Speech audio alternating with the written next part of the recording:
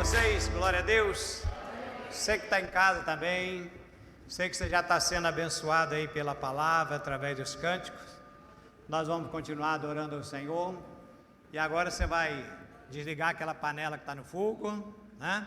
Agora você vai se acomodar aí na sua poltrona, pega a sua Bíblia e vamos ver aquilo que o Senhor tem para nós através da sua palavra. Amém, querido? Então solta o endereço aí, por favor. Está aí para você. Mateus capítulo 6. Nós vamos ler do verso 19 ao 34. Todos acharam? Muito bem. Então na versão que eu estou usando, diz assim: não ajunteis tesouros na terra, onde a traça e a ferrugem tudo consomem, e onde os ladrões minam e roubam, mas ajuntai tesouros no céu, onde nem a traça nem a ferrugem consomem, e onde os ladrões não minam nem roubam. Porque onde estiver o vosso tesouro, aí estará também o vosso coração. A candeia do corpo são os olhos. De sorte que, se os teus olhos forem bons, todo o teu corpo terá luz. Se, porém, os teus olhos forem maus, o teu corpo será tenebroso. Se, portanto, a luz que em ti há são trevas, quão grandes serão tais trevas? Ninguém pode servir a dois senhores, porque ou há de odiar a um e amar o outro, ou se dedicará a um e desprezará o outro. Não podeis servir a Deus e a Mamon. Por isso vos digo, não andeis cuidadosos quanto à vossa vida, pelo que haveis de comer ou pelo que haveis de beber, nem quanto ao vosso corpo, pelo que haveis de vestir. Não é a vida mais do que o mantimento e o corpo mais do que a vestimenta? Olhai para as aves do céu, que não semeiam, nem cegam, nem ajuntam em celeiros, e vosso Pai Celestial as alimenta. Não tendes vós muito mais valor do que elas? E qual de vós poderá, com todos os seus cuidados, acrescentar um côvado à sua estatura? E quanto ao vestuário, por que andais solícito?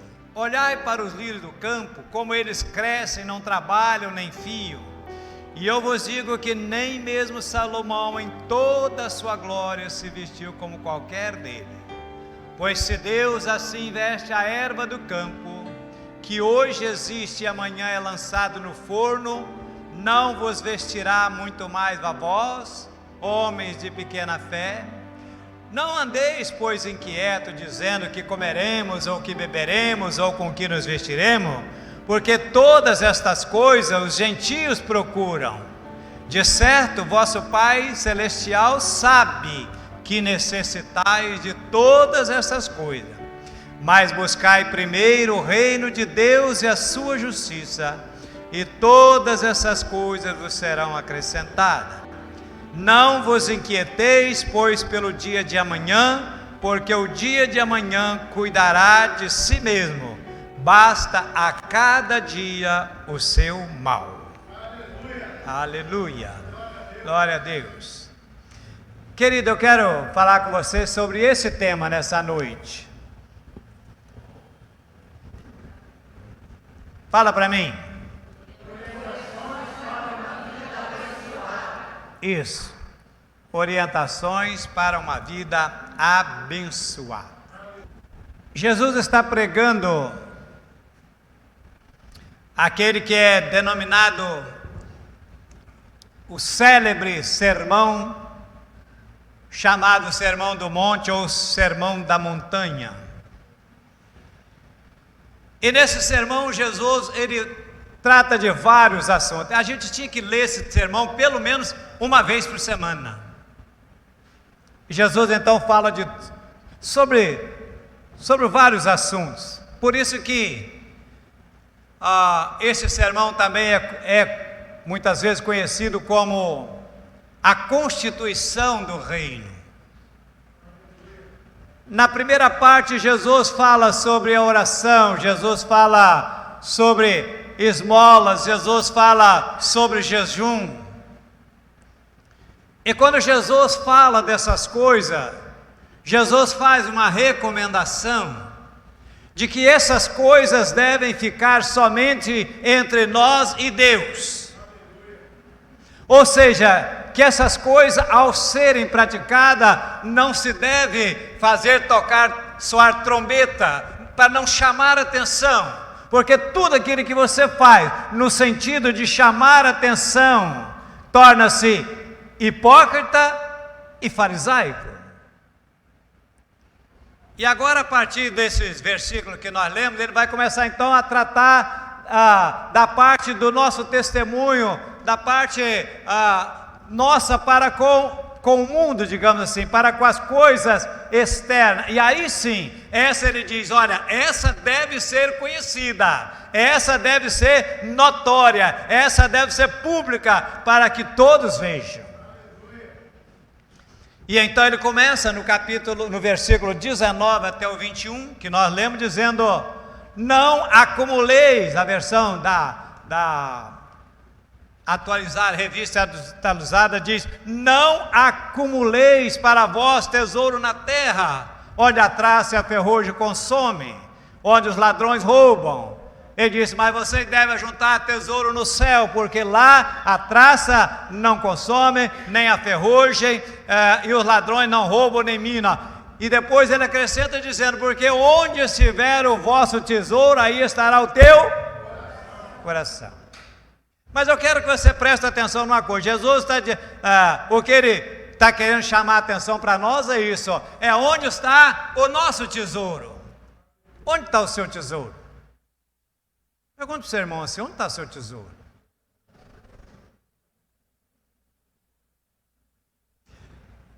Primeiro ele dá aqui duas ordens, uma ordem negativa e a outra ordem positiva. A ordem negativa que ele dá é: não acumuleis tesouro na terra. Prestar atenção, ele disse: não o quê? Não acumuleis, não os ajunteis. Ele não está proibindo você de ter riqueza, mas de acumular. Agora vamos ver algumas coisas que Jesus não está dizendo. Primeiro, Jesus não está condenando você por ser uma pessoa rica. Não. Quando você tem riqueza, e essa riqueza é fruto do seu trabalho, de um trabalho honesto, e que tem a bênção de Deus, é bênção, é lícito você possuí-la. Segundo, Jesus não está condenando o fato de você ser previdente, o fato de você ser cuidadoso. Aliás, a própria Bíblia recomenda isso, que nós devemos ser prudentes, nós devemos ser previdentes. Terceiro, Jesus não está nos podando de usufruir do fruto do nosso trabalho. E agora ele vai dar aqui uma ordem, eu diria uma ordem positiva, dizendo: ajuntai tesouro no céu. O que significa ajuntar tesouro no céu? Será que o Senhor vai abrir uma linha de crédito celestial?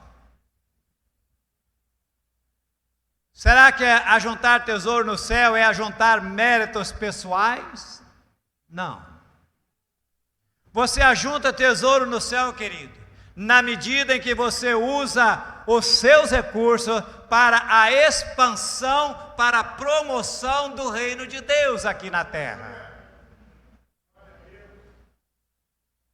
Você usa os seus recursos, os recursos que Deus lhe deu, para você promover o reino e fazer com que o reino de Deus avance, fazer com que pessoas sejam alcançadas pela palavra de Deus, sejam salvas. O que Jesus está dizendo é: o que você ajuntar aqui vai ficar, não terá nenhuma consequência eterna. Eu já contei isso aqui, mas dizem que John Rockefeller, que foi o primeiro bilionário dessa terra, o homem mais rico do mundo, na época, alguns anos. E quando ele morreu, então, no dia do sepultamento, um curioso chegou perto do contador dele e de curiosidade perguntou para ele: escuta, quanto o Dr. Rockefeller deixou? O cara olhou para ele assim, com meio assustado, e falou: tudo. Não levou nem um centavo. Querido, o que você ajuntar aqui, seja bens materiais, terrenos, imóveis, carro, iate, lancha, tudo que você imaginar, você será um homem rico, certamente, mas no dia que você partir, você não leva um centavo sequer. Então, o princípio que Jesus quer deixar claro é: o seu coração vai estar onde está o seu tesouro. E aí vem a pergunta novamente: onde está o seu tesouro? Se o seu tesouro estiver no céu, e é por isso que Paulo dá um conselho dizendo: se você já ressuscitou com Cristo, buscar as coisas do alto. Se o seu tesouro estiver no céu, o seu coração vai estar lá. Mas se o seu tesouro, querido, estiver na riqueza, no dinheiro, nas coisas materiais, seu coração vai estar nessas coisas. E aí a segunda coisa que ele vai tratar são os olhos, versos 22 e 23. Diz ele assim: os olhos são a lâmpada do corpo. Se os teus olhos forem bons, todo o teu corpo será luminoso. Se porém os teus olhos forem maus, todo o teu corpo estará em treva. Portanto, caso a luz que em ti há sejam trevas, quão grandes serão as trevas? E querido, é claro que lendo esse versículo cabe uma pergunta: como estão os seus olhos? E Jesus faz duas advertências. Primeiro, ele diz que os nossos olhos são a lâmpada do corpo. Querido, isso é extremamente profundo. Porque se nós não tomarmos cuidado com os nossos olhos, querido, eles nos levam ao fracasso.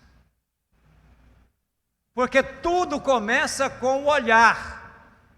É quando você vê que você deseja. E se o seu desejo não for puro, querido, vai te levar para o buraco. Um exemplo clássico disso é Davi. Você conhece a história? Num dia de folga, estava ele no alpendre, na varanda do seu palácio, quando ele avista uma mulher bonita se banhando. E aí diz a palavra de Deus então que ele a desejou, e ele a quis, ele a fez com que ela viesse até os seus aposentos e adulterou com ela. E daí em diante você conhece a história, a Bíblia diz que um abismo traz outro abismo, e ele então manda matar o marido dela, toda essa confusão toda que você conhece por causa do...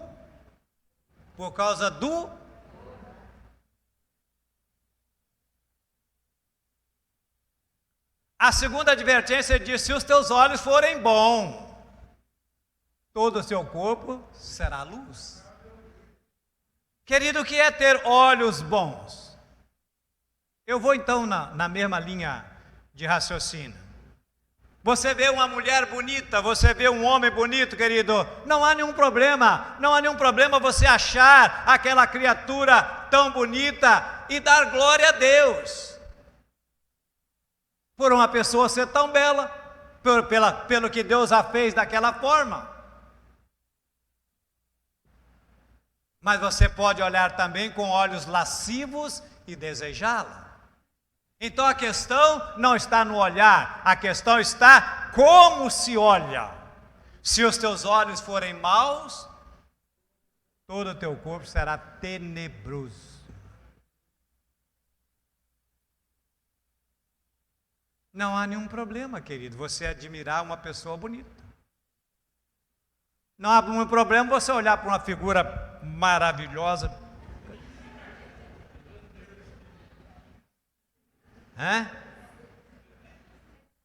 Por que vocês estão rindo?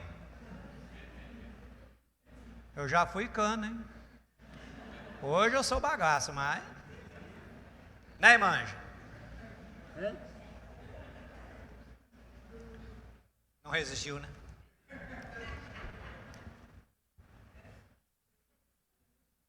Querido, o que são olhos maus? Olhos maus é você ver o que é belo, você ver o que é de valor, dizer, tem que ser meu. Eu quero, não importa como. É a teoria do assaltante. O que é meu, o que é seu tem que ser meu também. Querido, é por isso que existe tantas violências sexuais, tantos crimes, tantos assaltos. Porque a pessoa quer o que é do outro, e não importa como. Ok. Verso 24, agora ele vai para outro tópico, ele diz assim: ninguém pode servir a dois senhores, porque há de aborrecer um e amar o outro, ou devotará a um e desprezará o outro. Não podeis servir a Deus e às riquezas. E aqui Jesus vai destacar mais 4 verdades. Primeira verdade que Jesus vai destacar é que o dinheiro não é neutro. O que eu falei? Você que estava olhando para o Antônio. O que eu falei? Dinheiro não é neutro. Isso aí, o dinheiro não é neutro. Dinheiro não é uma moeda, sabia? Dinheiro é uma entidade. Dinheiro é o quê? Dinheiro é uma transliteração da palavra grega mamon, que é a personificação da riqueza. Sabia disso? Segundo, Jesus disse que o dinheiro é um senhor e que esse senhor exige dedicação exclusiva. Querido, Jesus disse que o dinheiro é um senhor. Jesus não chamou o diabo de senhor.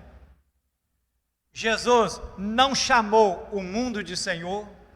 Jesus não chamou César de senhor, mas Jesus chamou a riqueza e o dinheiro de senhor.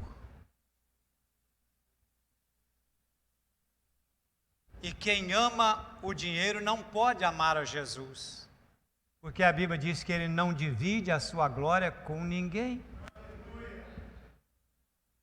Então, se você ama o dinheiro, não diga para mim que você ama Jesus. Não, eu amo os dois. Não tem isso, querido. Ou há de amar a um e desagradar o outro. É ele que diz, Jesus.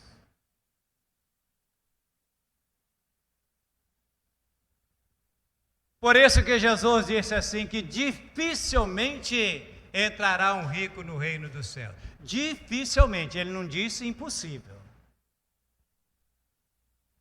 Porque, querido, na maioria das vezes o dinheiro é que fala mais alto. As pessoas casam por causa de dinheiro. As pessoas divorciam por dinheiro. As pessoas matam por causa de dinheiro. As pessoas corrompem e são corrompidas por causa de dinheiro. Fazem loucuras por amor ao dinheiro.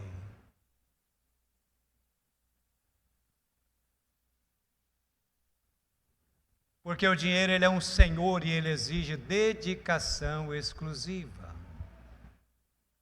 Jesus disse que nem ele nem o dinheiro aceita uma devoção parcial. Jesus disse assim, não tem jeito. Ou você agrada um e desagrada o outro. Ou você serve a um ou vice-versa. Não dá para você servir a Jesus e a Mamon. E aí vem a pergunta: quem é o Senhor da sua vida? Quem que governa a sua vida? Quanto tempo você passa da sua vida, do seu dia, pensando em dinheiro, pensando em coisas materiais, e quanto tempo você passa adorando o Senhor?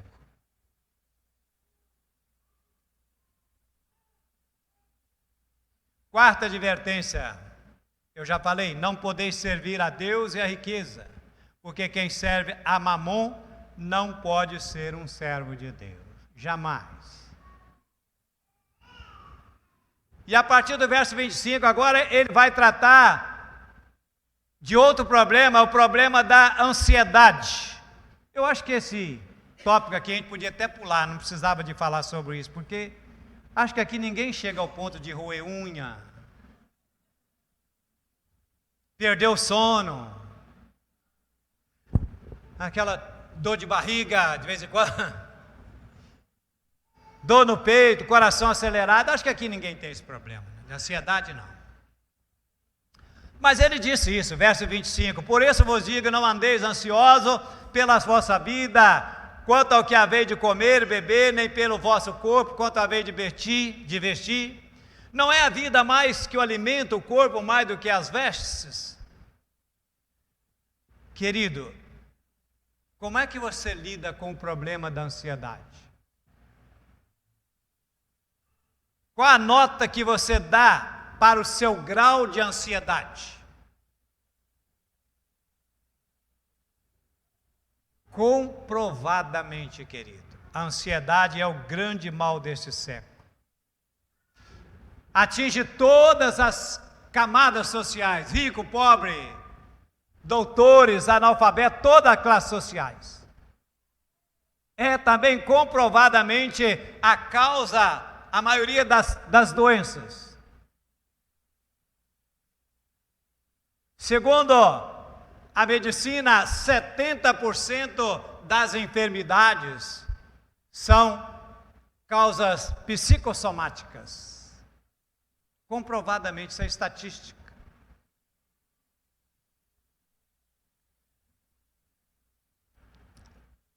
Agora eu quero levantar algumas questões aqui. O que não é ansiedade, que de repente pode até te ajudar. Primeiro, a ansiedade não é desprezar as necessidades básicas do corpo. Nós temos necessidades básicas que precisam ser supridas. Precisamos de alimentos, precisamos de vestimentas. Jesus tratou desse assunto, as palavras dele aqui. São necessidades básicas, precisam ser supridas. Aliás, Jesus, quando ele vai nos ensinar a oração do Pai Nosso, ele diz: o pão nosso de cada dia nos dá hoje. Ou seja, nós precisamos do pão de cada dia. Faz falta. Então, reconhecer que você tem necessidades não é ansiedade. Não é. Segundo, a ansiedade não é ser previdente quanto ao futuro. John Wesley disse assim: você precisa ganhar o máximo que você puder, economizar o máximo que você puder e investir o máximo que você puder.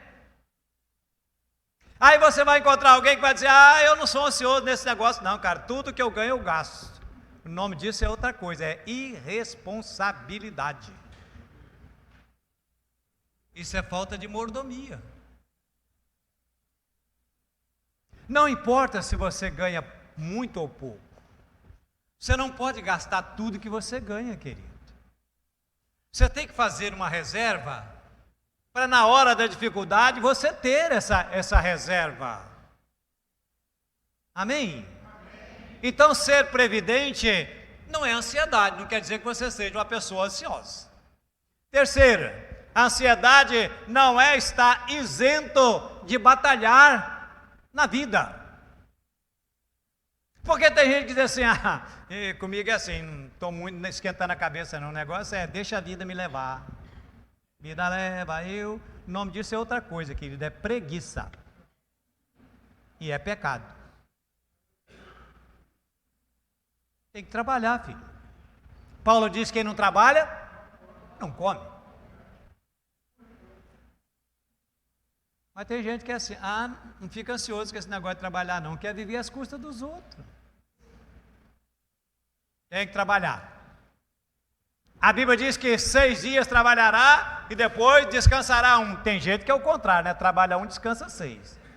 Ainda reclama das férias. E as férias não vai ter não?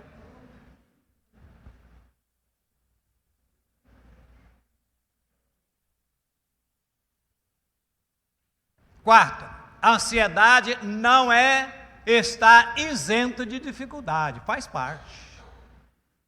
Às vezes você precisa levantar de madrugada, você precisa às vezes virar à noite, trabalhar até mais tarde, pegar ônibus, etc, etc, etc. Então, querido, passar por necessidade não significa que você também está ansioso. Então vamos entender o que é a ansiedade. Primeira coisa que a ansiedade é destrutível. O que eu falei?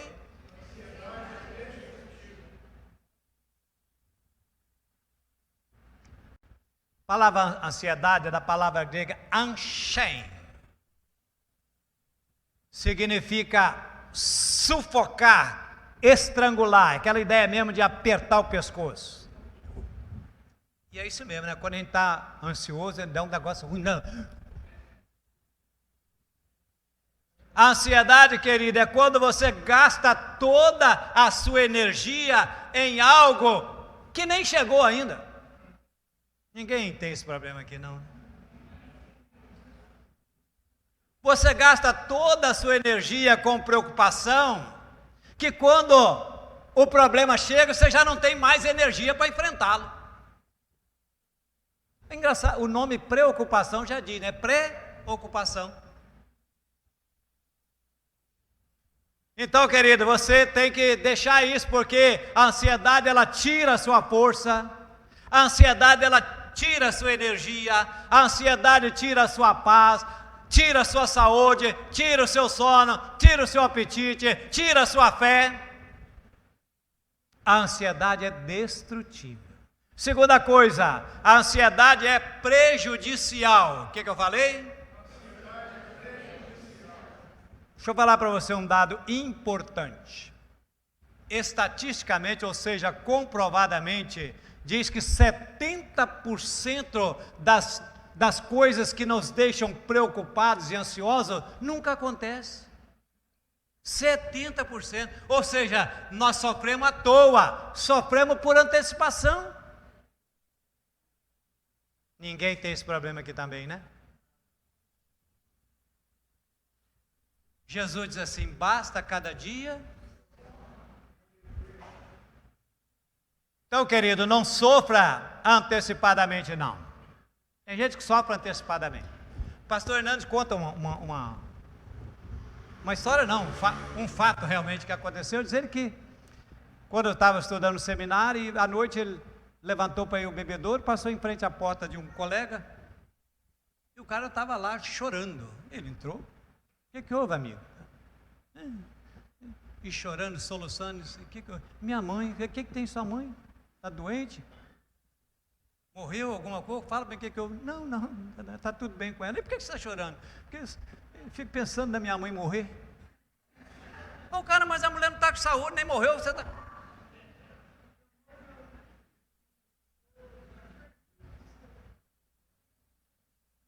A outra viu a filhinha brincando lá, 5 anos lá de idade, encantada, começou a chorar. Por que você está chorando? Será que essa menina vai crescer, vai casar? Nem cresceu ainda, né? Fica preocupado se a senhora vai casar, não, viu? E pensa lá também, de repente você vai fazer uma bobagem danada. Mas... Onde é que eu estava? Muito bem, terceiro, a ansiedade é sinal de incredulidade. O que eu falei? Isso. Jesus foi categórico que quem se preocupa com essas coisas são os gentios. Jesus falou aqui. Para nós, Jesus está dizendo: vocês não. Os gentios que estão preocupados, o que vamos comer, o que vamos beber. Vocês não. Vocês só têm que fazer o seguinte: buscar primeiro o reino de Deus e a sua justiça. Desculpe a brincadeira, o resto deixa com a gente. Papai do céu vai cuidar. Jesus vai cuidar. Amado, se Deus nos deu o corpo que é maior, Ele não vai nos dar o alimento, não vai nos dar as vestes. Então para com esse negócio de ficar ansioso. O que eu vou comer? O que vai beber? O que vai vestir? Ai meu Deus, onde meus filhos vão estudar? Será que esses meninos vão casar? Onde é que eu vou morar? Será que eu vou poder pagar um plano de saúde? Será que um dia esses meninos vão casar? Ai meu Deus, será que eu vou ter neto? E o Fernandinho que não chega? Ai.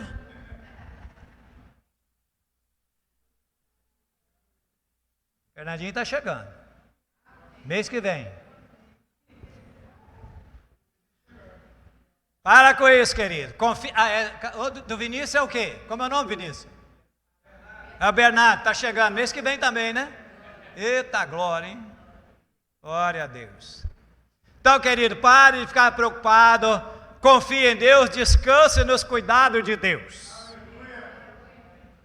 Muito bem, vamos ver então como que se vence a ansiedade. E aí Jesus vai dar 3 orientações, 3 dicas para nós. Primeiro, vencemos a ansiedade quando entendemos que Deus é o nosso Pai e conhece todas as nossas necessidades. Verso 32, porque os gentios é que procuram essas coisas, pois vosso Pai Celeste sabe que necessitai de todas elas. Vosso Pai Celestial sabe. Sabe o quê? Do que necessitai. Fala para o seu irmão, fala, vosso Pai sabe o que você precisa. E Ele só dá o melhor, amém? Segundo, vencemos a ansiedade quando sabemos que ao cuidar das coisas de Deus, Deus vai cuidar das nossas coisas. Verso 33, buscai primeiro o reino de Deus e a sua justiça, e as outras coisas serão. Quando você cuida das coisas de Deus, Deus cuida das suas. Ah, isso é maravilhoso, querido. Mas você prestou atenção? Buscai primeiro, nem em segundo lugar, não. Ele só aceita se for o primeiro. Sobra ele não aceita não, querido. Ele tem que ser o primeiro na sua vida, ele tem que ser o primeiro no seu coração, ele tem que ser o primeiro na sua família, ele tem que ser o primeiro no seu trabalho, ele tem que ser o primeiro nos seus negócios. E ele cuida de tudo. Tudo vem dele. Buscai primeiro o reino de Deus. Querido, com toda a sinceridade do nosso coração, vocês acham que essa tem sido a preocupação dos crentes hoje em dia? Em buscar primeiro o reino de Deus? Acha mesmo?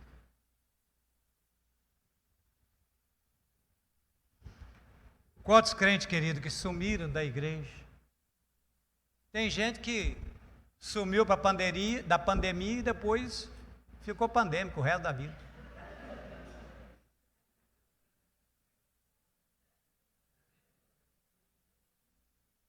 Desapareceu.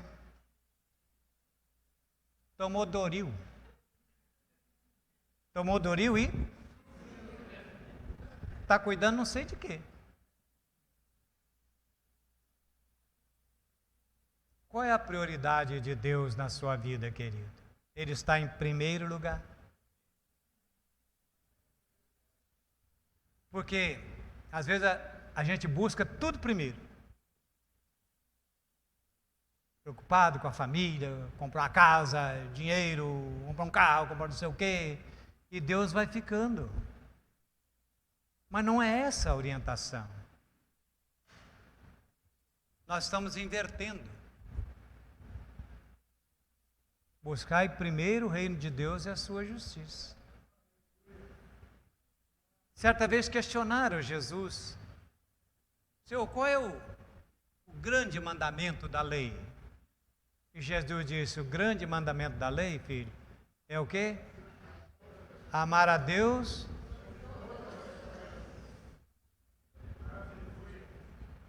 Mas eu volto a fazer a mesma pergunta: será que tem sido essa atitude dos cristãos hoje? Começar por mim, começar por você, com toda a sinceridade diante de Deus. Sua preocupação maior tem sido essa? Tem gente que acorda, nenhuma oração faz agradecendo a Deus o dia. Vai deitar, nem faz uma oração agradecendo.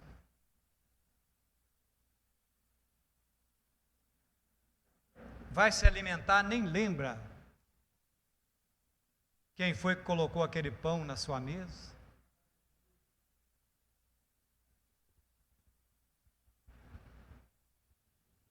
Querido, quando você põe Deus em primeiro lugar, as demais coisas virão na proporção certa, na hora certa, do jeito certo. Terceiro e último. Vencemos a ansiedade quando nós descansamos no cuidado diário de Deus. Verso 34, portanto, não vos inquieteis com o dia de amanhã, pois amanhã trará os seus cuidados, basta cada dia o seu mal.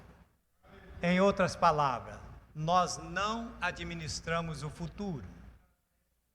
Antecipar o futuro, querido, não é prudente, nós temos que cuidar do hoje. Amanhã é outro dia. Amanhã Deus vai dar graça. Amanhã Deus vai trazer alegria, amanhã Deus vai dar livramento novamente, amanhã Deus vai dar provisão, amanhã Deus vai cuidar como cuidou ontem, como cuidou ontem e todos os dias anteriores. Aleluia. Que Deus nos ajude, querido, a vencer a ansiedade. E a minha última palavra. O melhor remédio para a ansiedade, você não encontra na farmácia. O melhor remédio para a ansiedade está na palavra de Deus. Amém? Você foi abençoado com essa palavra? Glória a Deus.